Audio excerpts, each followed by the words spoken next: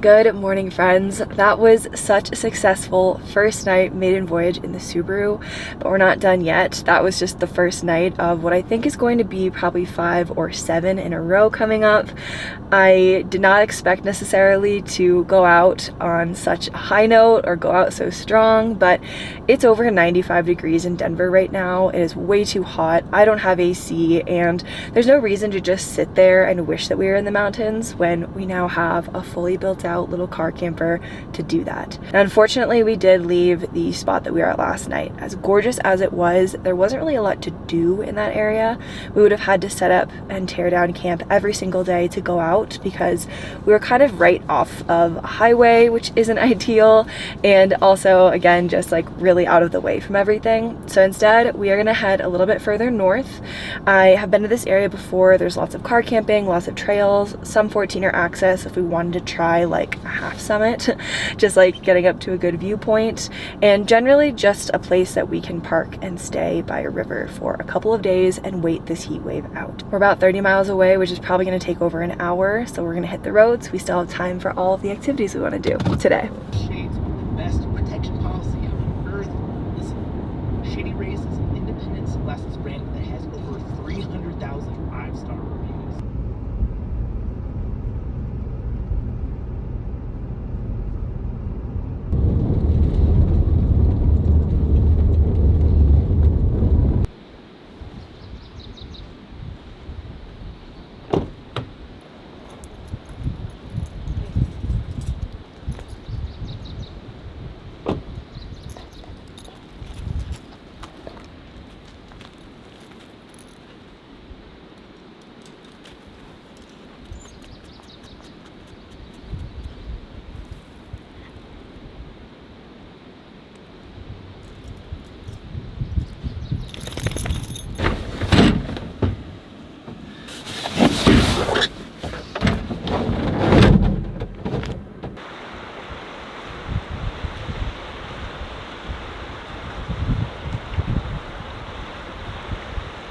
Well, between moving, going for a short walk, and getting stuck in the thunderstorm that actually just passed over us after I finished a little nap, it is already mid-afternoon, and so instead of going for a hike today because the weather is very hit or miss, tomorrow looks like it might be a little bit better, I figured today I would do a very short walk around of some of my favorite gear, not just so far in the car, but in general for car camping. These are in no particular order. I'm just going to go down the line. The first thing that I will mention though is something that's very new to the car that you guys did not see if you watched last week's tour video, and that is the Yakima Skybox. I believe it's a 16. This piece of gear has dramatically increase the amount of storage that I have in the camper, but not only does it increase the amount of storage, but it's outside of the car, it's outside of the sleeping area and where all of our material goods are. So if things are wet or muddy or dirty, I don't really have to worry about it. And I think when you're on the road like this, especially with a dog, it's so important to have space to just put things when you're in a rush or when the weather is not good and not worry about completely wiping out your interior sleeping space. Second is my Life-Proof water filter. Now I started using this back when we were in the truck camper earlier this spring/winter when we couldn't have a bunch of water stored in the truck because it would freeze in the lines. Now, obviously, I don't have lines in here and I don't have to worry about it freezing in the summertime, but I only have 2.5 to 3 gallons of onboard water in my tiny little Dometic jug, which means we would really only be able to stay out at a spot like this for maybe a day and a half between us both drinking water, me cooking food, brushing teeth, all that jazz. So that not only provides us with fresh, clean, safe drinking water, but it also dramatically extends the amount of time that we can spend out here. Third is my X-Ped sleeping mat. I have the regular wide. I did look back into this and it is 4 inches thick. I do think in the future, or if I were to repurchase this, I would probably get the slightly smaller, slightly less thick. I think they make a 3-inch version, just because the amount of headspace that I have in the camper could be a little bit better.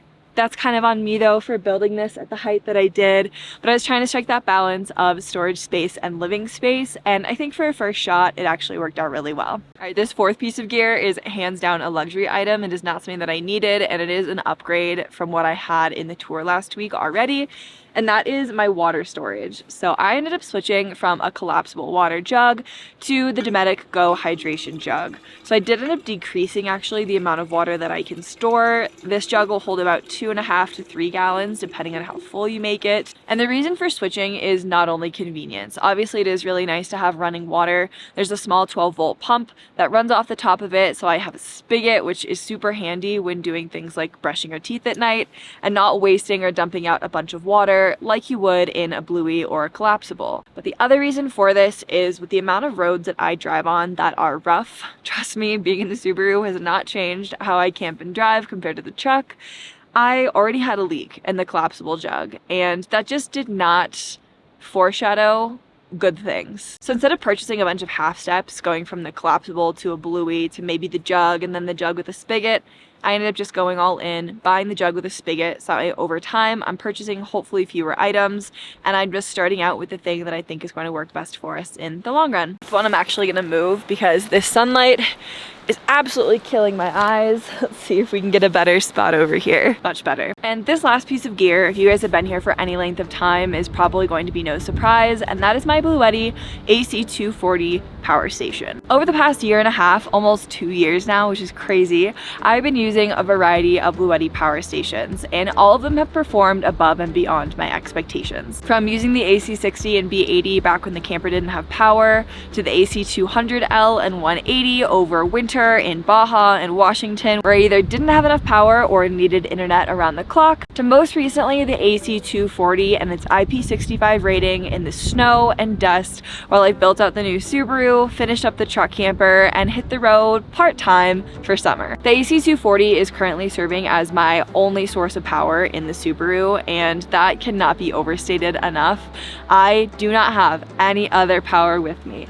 Obviously I could turn the car on and maybe plug my phone in, but in terms of charging my laptop, running Starlink, plugging in lights at night, and having that power to charge my phone and other small electronics when I want to go for a hike in the morning, the Bluetti is the only way that I could possibly do this. The AC240 not only allows me to charge those small electronics like phones, headlamps, backup power stations for when I go hiking, my SOS device, and so on, but it also allows me to recharge things like my water pump, which is 12 volt, thank goodness, to run my Starlink internet when I need it for work, but also to charge my laptop and keep my mobile office on the go. I've also really loved taking advantage of its IP65 rating, which means that when it rains here in the afternoon, I can't be charging things necessarily or have things plugged in. As you see, it's underneath the table because I was trying to do both at the same time, but I can leave it outside, and if it gets a little wet, no harm, no foul, because it's ready for any weather conditions that you might throw at it. So whether you're planning your next epic camping adventure this summer, you want backup power for your house, or you just need a way to keep your things charged while you're living out of your car or camper, head to the link down in my description down below to check out Bluetti's AC240 for yourself. And thank you again to Bluetti for sponsoring today's video.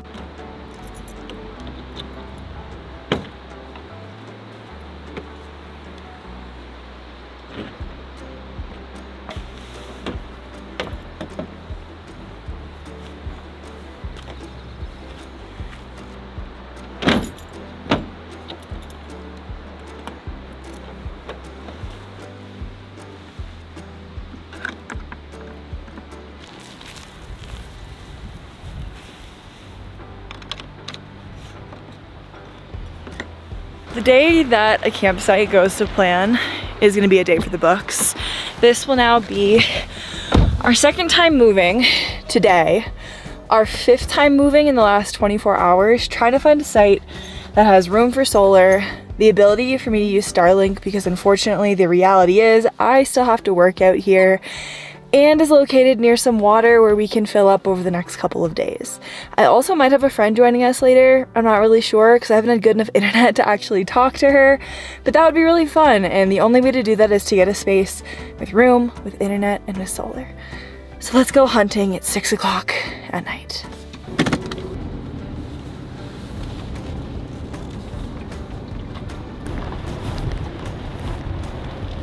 Well, that is definitely very unfortunate.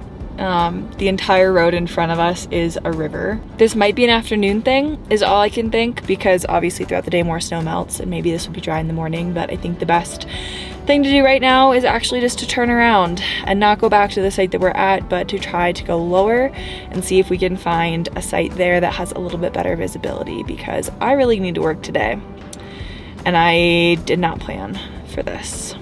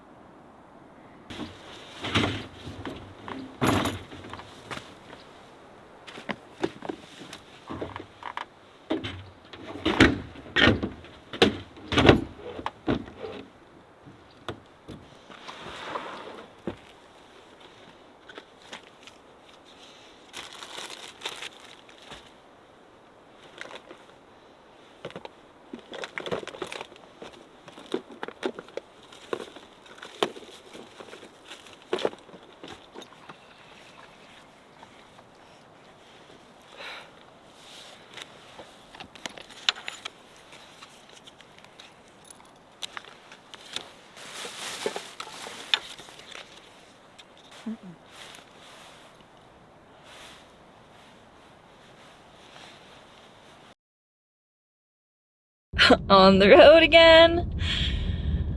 Because mosquitoes at our last camp were actually insufferable, and that is the one thing that will drive me out of a campsite faster than anything else. I think I probably have anywhere between 30 and 40 bites all over my body. Tara was miserable and swatting all night and morning, and it's just not enjoyable being in a car all day. So we did leave, and I'm currently heading south on our way to a few spots that I know and a few that are actually new to us from our past travels, to try to figure out where we can be as we head into the weekend and it inevitably gets a little bit more busy. The goal is the same: find a place with solar, find a place with internet for work, find a place with water if we can, although we might be a little bit too picky asking for all of that and no traffic in June. But we're gonna do our best. Hopefully we don't have to drive too far today. This is literally our 4th or 5th campsite, I think, in this video, and I promise it will be the last one. That section of the calendar. There's a lot of lows on the 18th. I had a rough time in winter. I mean,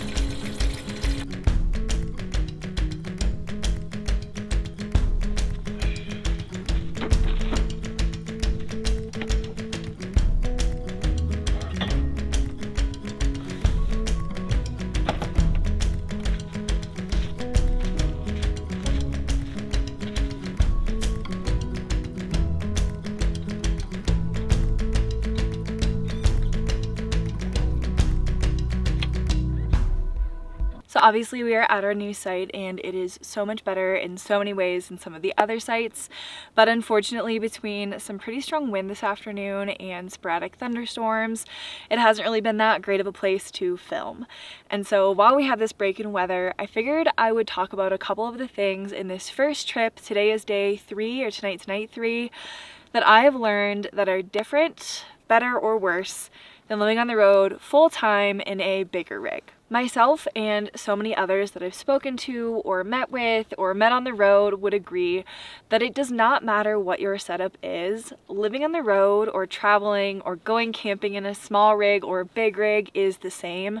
It's really just a matter of what your luxuries are and what you're willing to sacrifice.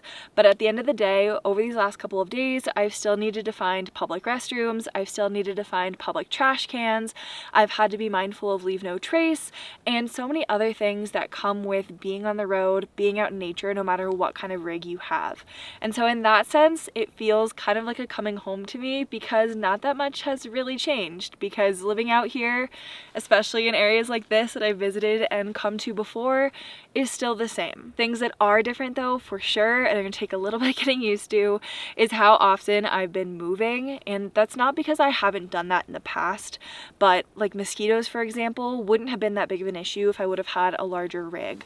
But ultimately, it's not realistic for Tara and I to both sit inside of the Subaru all day, nor is it enjoyable or why we're out here. And so we left. Whereas had I been in a bus, a truck camper, a van, I probably would have been able to stay, open some windows with screens on them, and enjoy a day inside working and getting things done without being that bothered. Something that is definitely better in a Subaru than in a bigger rig is the ability to drive further distances with much less gas. I think I've gone through about a half tank in over 300 miles so far, which would never have happened if I were in a bigger or more built out rig. Part of that is weight, part of that is aerodynamics, and then I also think I'm just in a bit less of a rush because I'm not like jetting off to get somewhere.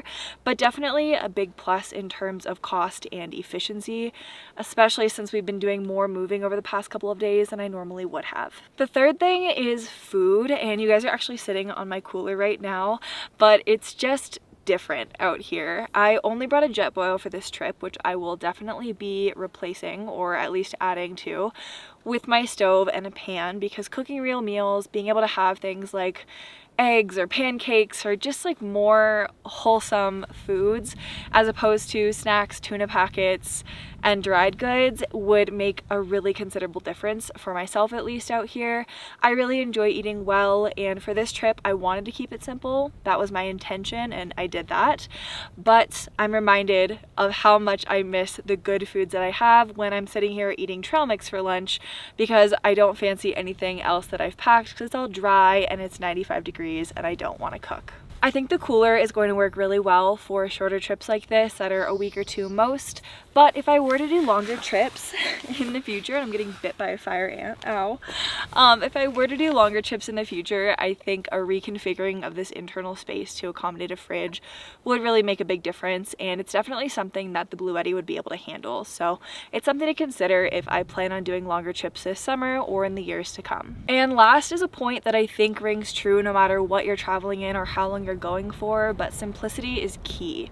I intentionally brought like 3 changes of clothes for this trip. I probably could have bought 1 or 2 extras or maybe a long sleeve for when it gets cold at night. But having fewer objects in the camper not only means that it's way faster to pack up and move, way less hassle, which is why I've been able to do it, but it also means that I'm getting better gas mileage. I'm not having to reconfigure the entire inside of the car every night when I want to go to sleep, and packing up or transitioning from morning into daytime or daytime into moving is so much faster. And I think it's really easy to pack a lot of luxury items or maybe extra gear that you might use but probably won't for a trip. I know I'm guilty of it, but then ultimately it just ends up getting in your way and making the entire day, the entire trip, so much more of a hassle than if you had just packed simply. This is again rung true for all of my builds, but especially this one where I'm part-time. And as you guys can hear and probably see, it just got very dark behind me and the wind is kind of picking up, so I think I'm gonna end today's video here. You don't need to see me make dinner again, but I will be out on this road trip for at least a couple of more days, so plan on seeing more next week. In the meantime, thank you so much to Bluetti for sponsoring this video. Thank you all for being here for this maiden voyage. If you're new, maybe leave a comment and let me know what you want to see more of, and I will be sure to deliver in the near future. In the meantime, I hope you guys are all having a great week or weekend, and I'll see you all in the next one. Bye.